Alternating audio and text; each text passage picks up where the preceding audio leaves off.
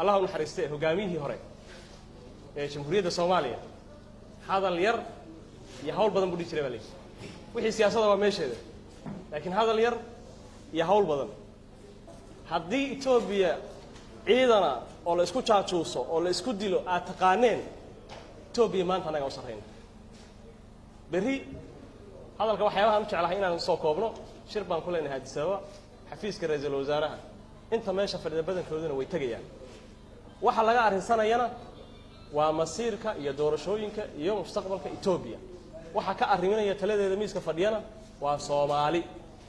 marka inaad ku tala gashaan sida meesha fadhida ragga gaar ahaan waliba la dhaho gobolka loo sii aaneeyo Cabdullaahi baa kowka anaa ku xiga kuwa kalena naga ma foga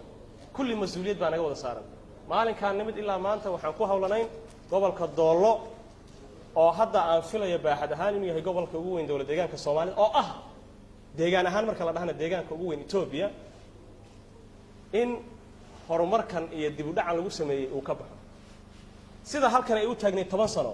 laamiga qabri dahar ilaa wardheer 10 sano u taagnaa 8 sano 7 sano ku dhawaad waa iska 10 sano hadda hawsheedu way socotaa inta waa riixayni inta federaal baan garaacayni xildhibaanadu ma fadhiistaan wax kalena ma aha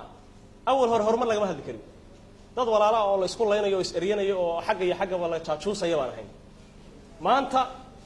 mid kasta oo magac leh oo jooga anaga raali ahaanshahna uu ku jooga laga soo bilaabo ninka qusulka waxa ma kala qarsanayno